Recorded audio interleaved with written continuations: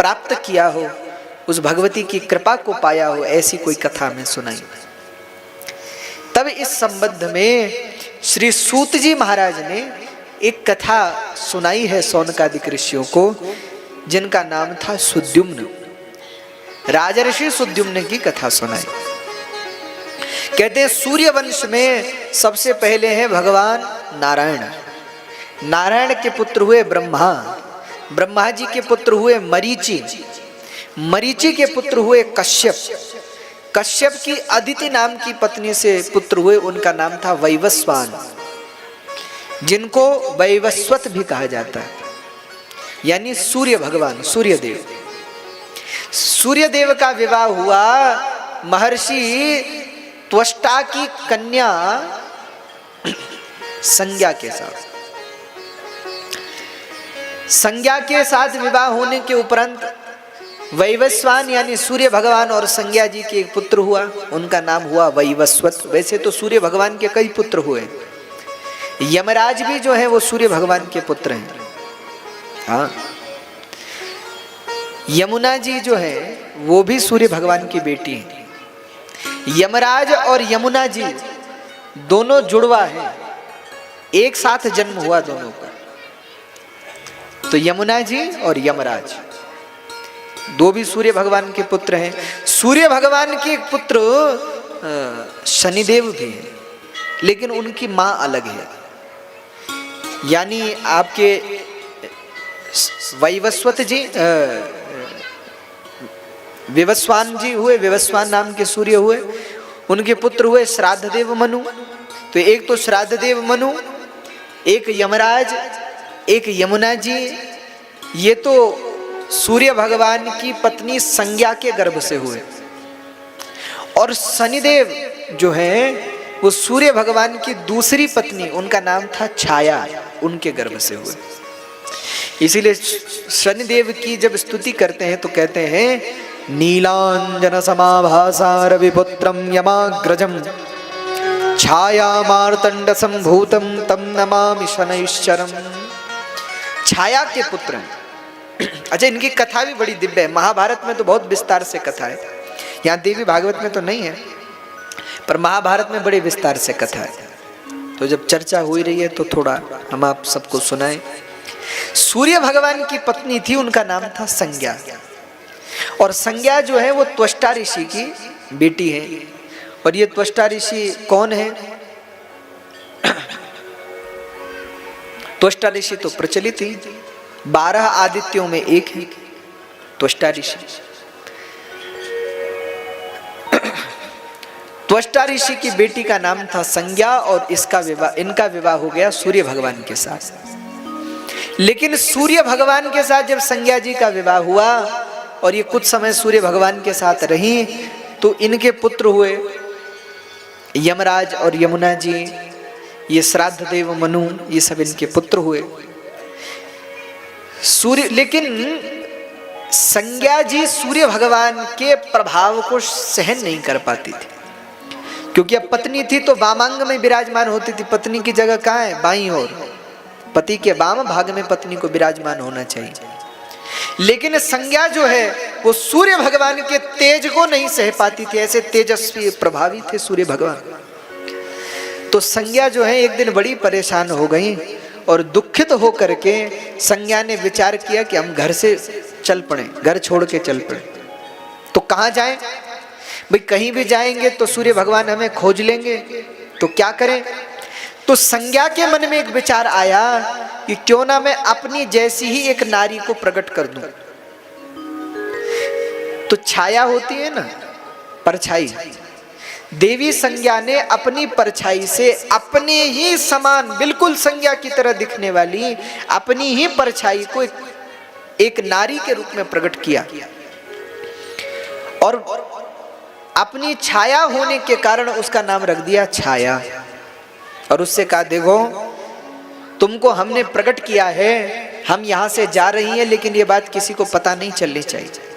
तुम हमारे रूप में हमारे घर में रहो, हमारे बच्चों को संभालना, हमारे पति की देखरेख करना, और हम चले। ऐसा कह करके संज्ञा सूर्य लोक से प्रस्थान कर गई, चल पड़ी, और छाया जो है वो संज्ञा का रूप बना करके सूर्य भगवान के साथ रहने लगी। कहते हैं तब छाया को सूर्य भगवान से पुत्र हुए जिनका नाम था शनि। शनि बचपन से ही बड़े तेज प्रकृति के थे, बड़े चंचल थे। तो समय बीतने लगा। अब एक दिन क्या हुआ, अब जब आज तक तो छाया बड़ा ध्यान रखती थी जो सूर्य भगवान के और पुत्र थे, संज्ञा के जो बच्चे थे, लेकिन अब जब अपना बेटा हो गया शनि, तो होता ही है अपने बेटे के प्रति ज्यादा प्रेम हो, और जो यमराज हैं या जो यमुना जी हैं या जो वैवस्वत श्राद्ध देव मनु हैं, उनके प्रति जरा कम भेदभाव करने लगी छाया। सौतेली माँ थी थोड़ा। अब जब भेदभाव करने लगी तो समय बीतने लगा। धीरे धीरे यमराज को बड़ी समस्या हो। यमराज ही धर्मराज हैं, दोनों अलग अलग नहीं है। कहते हैं जब उनके पास कोई पुण्यात्मा जाती है, कोई अच्छे लोग जाते हैं, तो वही धर्मराज के रूप में प्रकट होते हैं, और जब कोई पापी जाता है तो उनके लिए वही धर्मराज यमराज का रूप धारण कर लेते हैं। तो धर्मराज और यमराज दो नहीं है, एक ही है। तो धर्मराज के मन में आया कि हमारी माँ हम में इतना फर्क क्यों करती है, भेदभाव क्यों करती है, भाई हम तो सब इन्हीं के बच्चे हैं। तो यमराज ने एक दिन अपनी माँ से कहा, बोले माँ तुम हम में बड़ा भेदभाव करती हो, क्यों? शनि से ज्यादा प्रेम करती हो, हमसे, यमुना से और औरों से कम प्रेम करती हो, क्यों माँ? तो छाया बिगड़ गई, नाराज हो गई, और छाया ने नाराज होकर के यमराज को डांटना शुरू किया। अब जब ज्यादा डांटने लगी छाया, तो क्रुद्ध होकर के यमराज उस समय तो चुप हो गए, लेकिन थोड़ी देर बाद जब फिर से यमराज ने देखा कि हमारे साथ अन्याय कर रही है, शनि को तो गोद में बिठा के खिला रही है और हमको भोजन के लिए पूछ भी नहीं रही, तो यमराज को क्रोध आ गया, और क्रोध के कारण यमराज ने पैर का प्रहार किया छाया। अब जब पैर का प्रहार किया तो छाया क्रुद्ध हो गई, और क्रुद्ध होकर के यमराज को श्राप दे दिया। बोले हे यमराज, तुमने जिस पैर से मुझ पर प्रहार किया है, तुम्हारा ये पैर सड़ जाए। इसीलिए यमराज का एक पैर जो है वो सड़ा हुआ है, उनकी मां का श्राप। ऐसी महाभारत में कथा आती।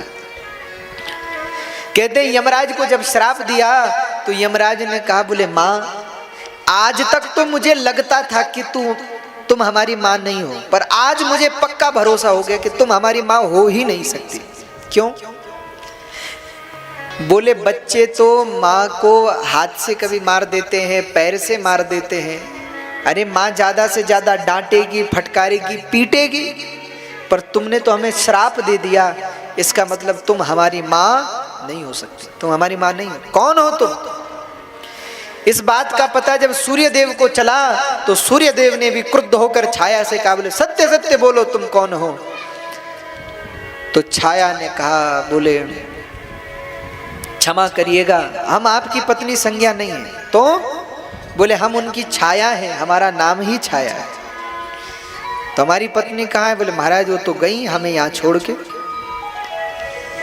कहते हैं तब बाद में सूर्य भगवान ने छाया को खोजा, छाया का पता चला, तो छाया से पूछा, बोले देवी क्या बात है, तुम हमें छोड़ के क्यों गई?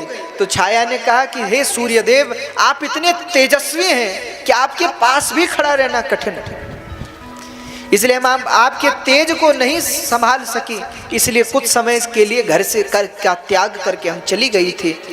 कहते हैं तब सूर्य भगवान ने अपने तेज को जरा कम किया, जिससे संज्ञा को कष्ट न हो, और अब उसके बाद संज्ञा और छाया दोनों सूर्य लोक में रहने लगी।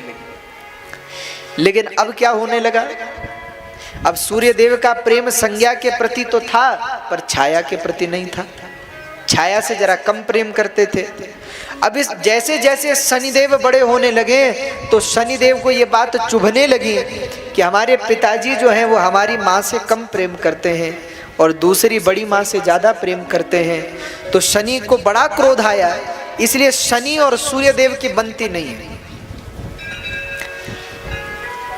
शनिदेव और सूर्यदेव में बड़ा मतभेद है, दोनों की बिल्कुल नहीं बनती महाराज।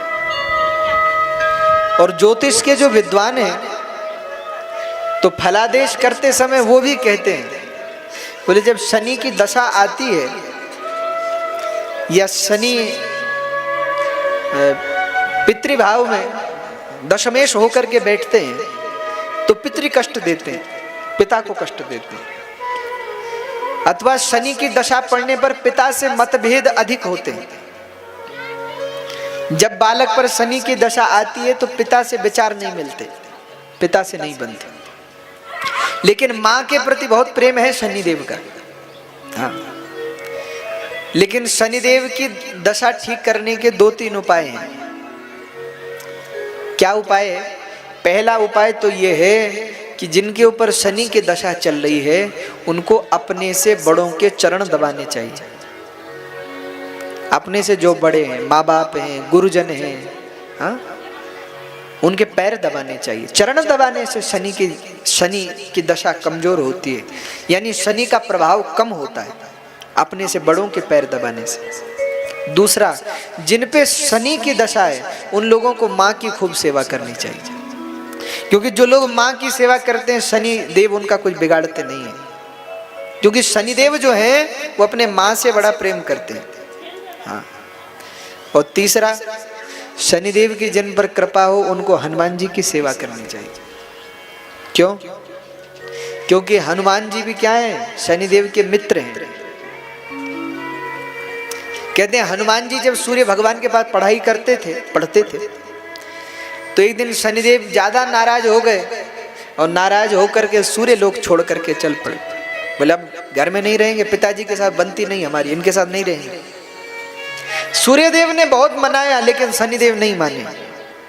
तब सूर्यदेव को चिंतित देखकर पूछा हनुमान जी ने कि गुरुदेव आप आज इतने दुखित क्यों हैं?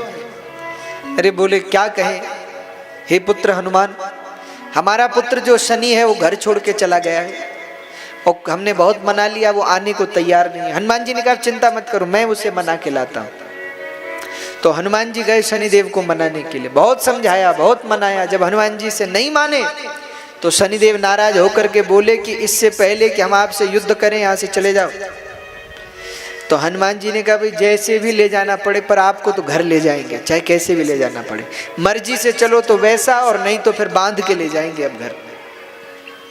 तो शनिदेव बिगड़ गए और हनुमान जी और शनिदेव का बड़ा भयंकर युद्ध हुआ।